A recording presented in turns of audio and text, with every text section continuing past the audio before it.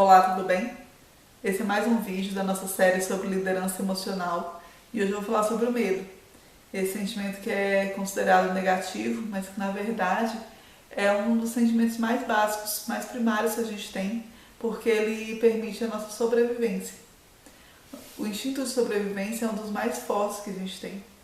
E sem o medo, a vida humana como a gente conhece não existiria, porque ele permitiu durante nossa existência aí nos milhares de anos que a gente sobrevivesse. É o medo que faz os animais se esconderem ou reagirem quando eles estão diante de um perigo, por exemplo, ou de um predador.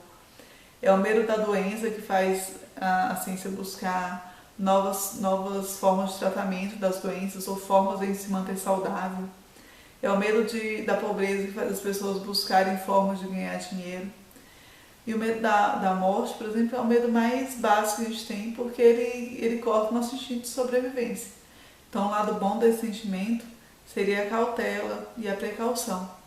Existe uma linha muito tênue também entre a excitação e o medo. Sem o medo, a gente não teria essa sensação de excitação, né? A gente perderia um pouquinho ali dessa emoção da vida. Né? A excitação ela traz uma sensação boa. Ela acontece quando a gente vai fazer uma coisa nova, vai pensar em dirigir, por exemplo, ou quando a gente vai fazer alguma coisa com risco controlado, tipo descer de um topo água ou pular de paraquedas, por exemplo. Né? A gente sente uma sensação boa, é uma sensação de expectativa. Já o medo ele vai envolver a mente da pessoa. Né? Primeiro a gente percebe uma situação e aí nosso cérebro vai ajustar, tentar entender se aquela situação é perigosa ou não. E aí a gente vai ter uma resposta, né, que vai variar aí de intensidade conforme a situação que a gente está passando e a forma como a gente enfrenta essa situação. Quando a gente passa por um medo muito profundo, nosso organismo ele responde a isso.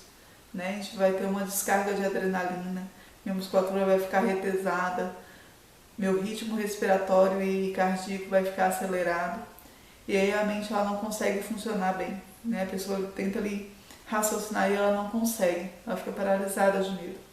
Então isso em situações extremas pode levar às fobias, né? Independente da causa de fundo ali, mas a fobia está relacionada com esse medo extremo e também os estados de choque, que é onde a pessoa passa por uma situação ali, um trauma tão forte que ela fica ou paralisada ou ela entra no estado de histeria, né? Ela fica extremamente agitada.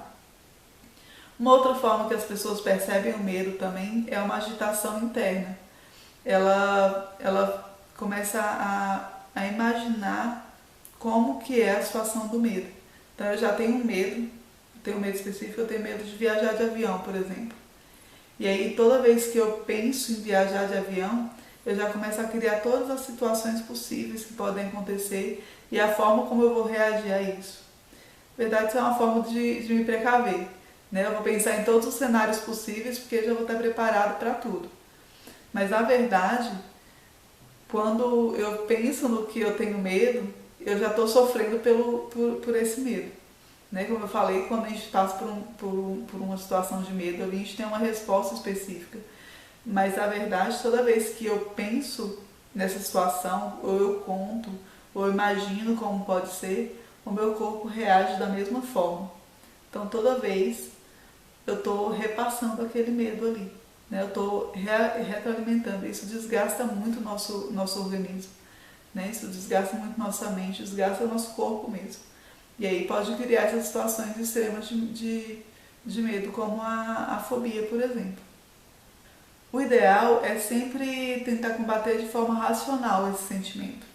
Geralmente a gente tem medo das coisas que a gente não conhece ou não entende muito bem, ou das possibilidades que a gente imagina que podem acontecer em determinada situação. Então é sempre bom buscar informação, tentar compreender as razões daquele medo ali, aquela causa daquele medo, e racionalizar, pensar se realmente o que a gente fica pensando pode acontecer. Eu vou dar um exemplo lá no meu trabalho. Eu trabalho com acupuntura e muitas vezes o paciente vem, às vezes o médico prescreve lá para ele fazer acupuntura, ele vem morrendo de medo de colocar aquelas agulhas ali no corpo, porque ele morre de medo de agulha. É muito comum as pessoas terem medo de agulha, né? A gente passa aí durante a vida, pode passar por situações desagradáveis, na hora de fazer algum exame de sangue, por exemplo, ou receber algum medicamento no hospital, né? Algumas pessoas realmente ficam traumatizadas. Então, o que eu faço? Eu explico como é que a acupuntura funciona, mostro as agulhas para ela ver que não é, que elas são diferentes de uma agulha de medicamento ou de exame de sangue, por exemplo. E explico o que ela vai sentir, como que ela vai sentir isso, deixo à vontade para perguntar. E deixo à vontade também para realmente fazer o tratamento com as agulhas ou com outras opções da medicina chinesa que a gente pode utilizar sem as agulhas. Então deixa essa pessoa mais à vontade. Geralmente ela percebe que não tem por que ter medo daquele tratamento. Né? Quando eles se dispõem a fazer, eles fazem, na maioria das vezes eles fazem e percebem que nem gastaram medo à toa. Eu costumo falar para eles, gastou medo à toa porque não precisava ter medo daquela agulha ali.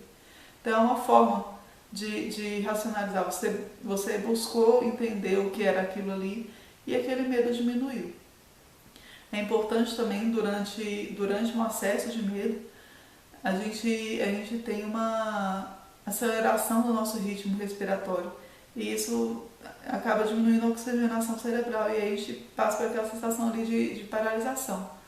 Né? Então tentar buscar restabelecer aquele ritmo respiratório, né? Respirar fundo, para realmente acalmar o organismo, para que nosso cérebro consiga pensar de forma focalizada, consiga entender tudo o que está acontecendo. Isso também é muito importante durante um acesso de medo. Tá ok? Amanhã tem mais. Beijo e até amanhã.